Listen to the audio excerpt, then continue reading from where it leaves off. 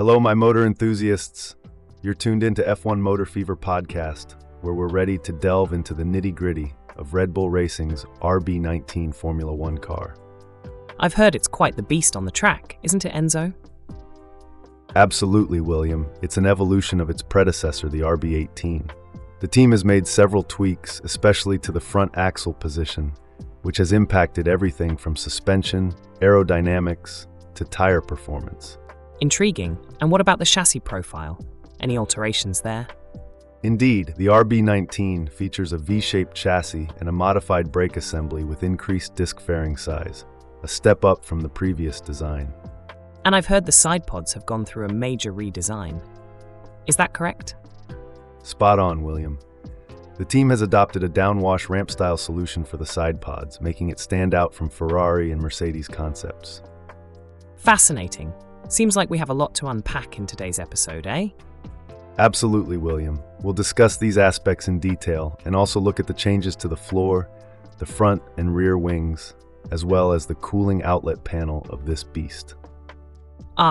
Sounds like our listeners are in for a treat today.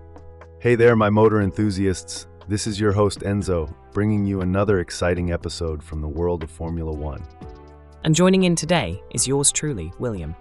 Thrilled to have you with us, William Turner. And to all our listeners, remember to subscribe and hit that notification bell so you never miss an episode of F1 Motor Fever podcast. Full throttle, here we go.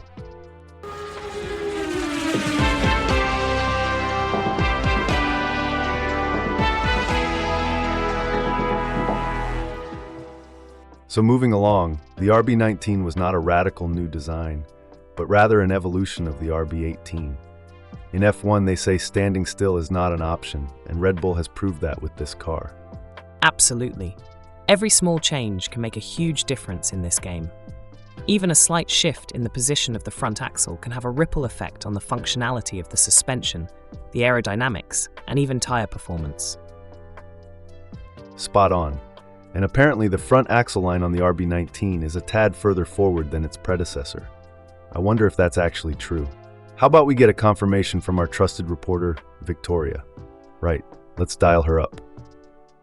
Hello, Victoria, how are you? Just a quick fact check here. We're discussing the RB19 and it's come up that the front axle line is positioned a bit further forward than on the RB18. Is that correct? I see. All right, got it. Thanks a bunch, Victoria. We'll catch up later. Hanging up now. Well, you were right. Victoria just confirmed that the front axle line on the RB19 is indeed a smidgen further forward than on its predecessor. Who would have thought? I had a feeling, but it's always best to be sure. Heh, why didn't you voice it out earlier then?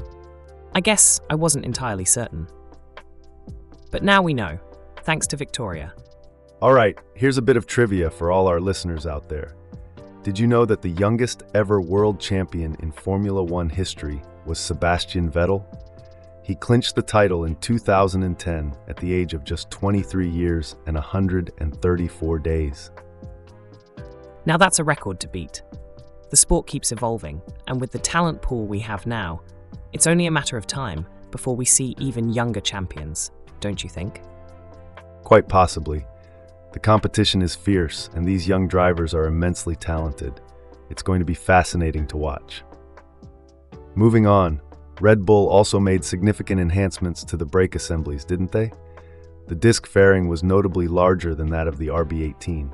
Indeed, the fairing is an important feature that encapsulates the majority of the disc, helping to control temperature transfer, which in turn influences the tire's bulk temperature. Right.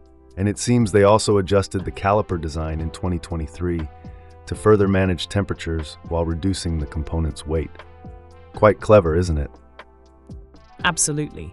These small improvements can often lead to big gains on the track. And it's worth mentioning that the side pods have been one of the most talked about aspects of this generation of cars. Each team has its own design concept, setting them apart from others. Speaking of side pods, Red Bull, along with Alpine and AlphaTauri, opted for the downwash ramp-style solution, while others like Ferrari and Mercedes went for different concepts.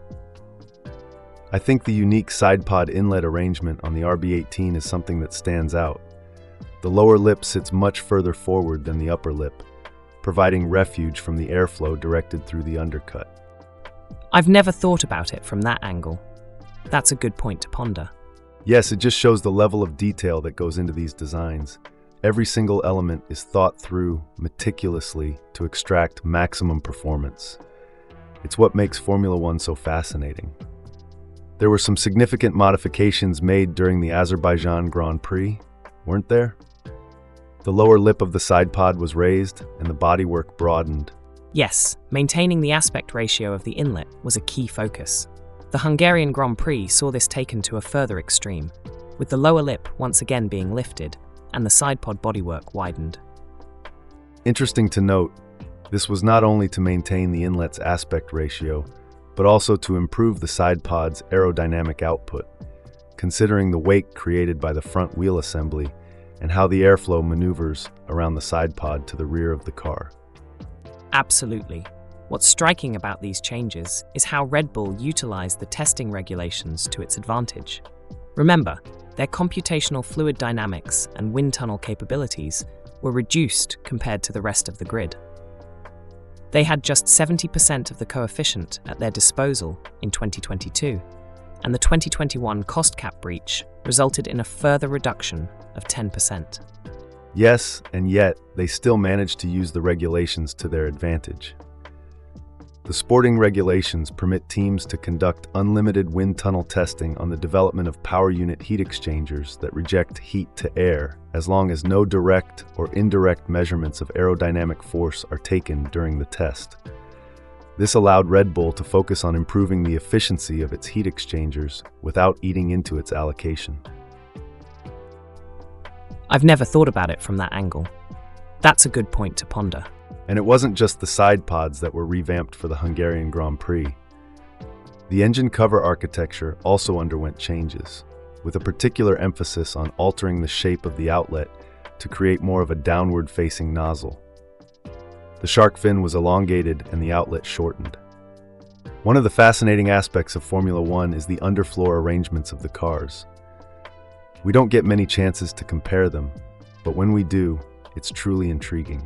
Yes, and comparing the images of the RB18 and RB19, the design appears to be one of evolution. There's a distinguishable difference in the approach taken at the floor's edge, due to changes in the regulations. Red Bull, which led the way with the ice skate solution, had to rethink their approach due to these regulatory changes.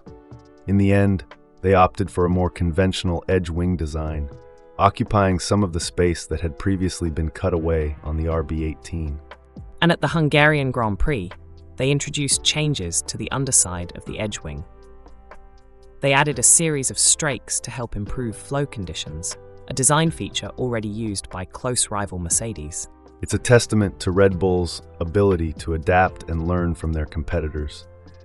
There's a complex interplay between the underfloor sections of these cars, the forward floor fences, and the wake generated by the front wheel assembly. Despite the challenges they've faced, I believe Red Bull's continuous evolution shows their resilience and ability to innovate. We can look forward with optimism to what they'll bring to the table next. Wholeheartedly agreed. It's a testament to the team's spirit of perseverance and ingenuity. We can definitely expect more exciting developments from them. Moving ahead, the floor re-emerged at Suzuka and remained on the car for the rest of the season. That's quite interesting, Enzo. How does the underfloor impact the performance of these cars? Well, while the underfloor is a key ingredient in unlocking performance for this new generation of cars, they have to work in harmony with the diffuser section. In Red Bull's case, it made a change to its design early in the season, taking inspiration from Williams. Williams. That's not a name we often hear in discussions of groundbreaking design. What exactly did Red Bull incorporate from their design? The design solution first appeared on the RB19 at the Spanish Grand Prix, where they pinched the upper corner of the diffuser inward. This impacts the airflow and pressure distribution, both inside the diffuser and externally, as it flows into that corner. And I assume finding the right geometries for the pinched section and the diffuser's sidewall and ramped ceiling must have been a complex task. Indeed, it was. Moreover, they needed to make changes to the ceiling's contours, creating a narrower but longer expansion channel near the trailing edge, which required additional space on the upper surface to accommodate it. Fascinating. But what about the wings?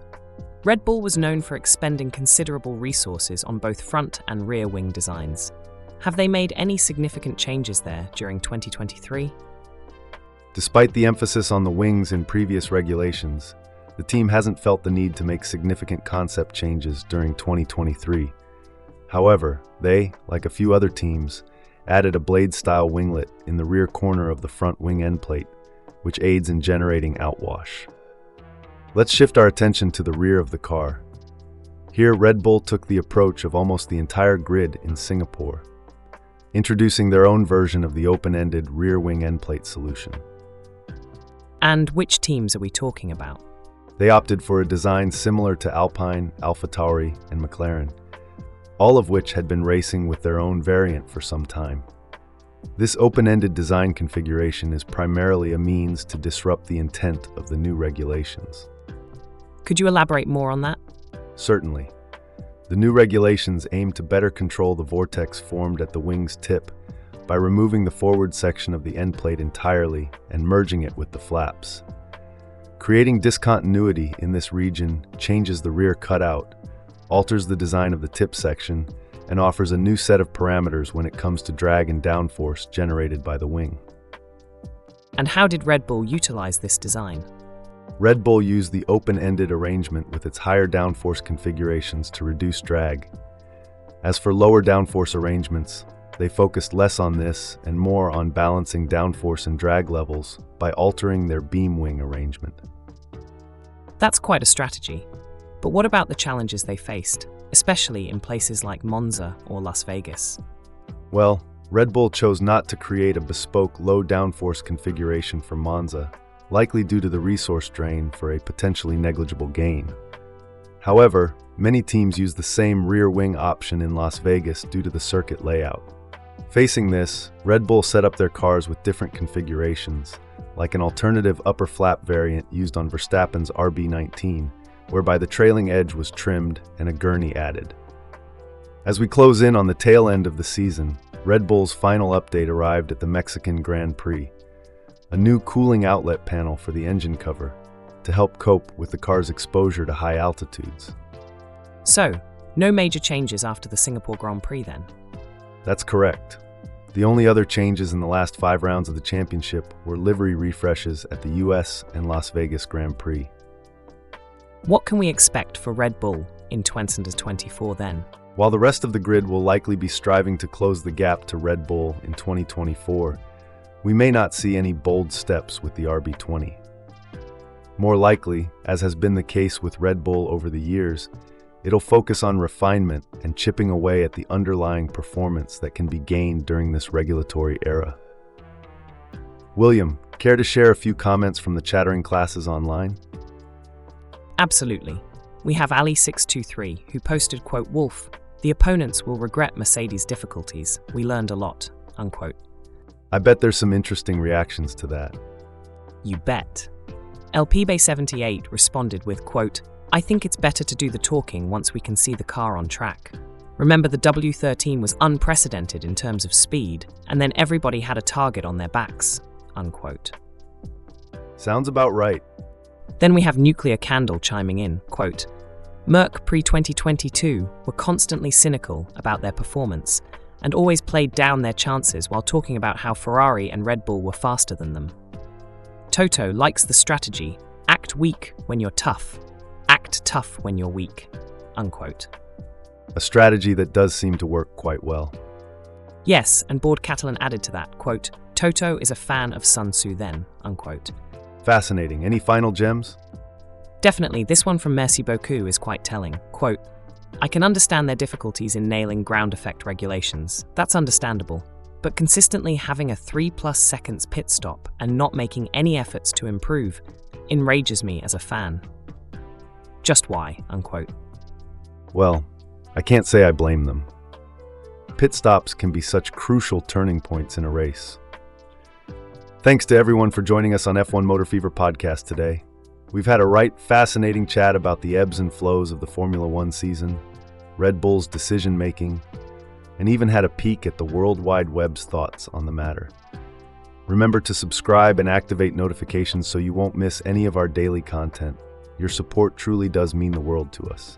Share our podcast with your mates, your family, your online communities, and even the bloke at the pub. And if you've enjoyed our time together, let us know in the comments. You heard the man. We're here every day, brighter than a new penny, ready for a chinwag about all things Formula One. We've got some riveting stuff coming up, so make sure you set your reminders. Once again, thank you for being with us, and we look forward to having you on the next episode. And as we always say, pedal to the metal, keep your gaze on the road. Our channel's content is pure gold.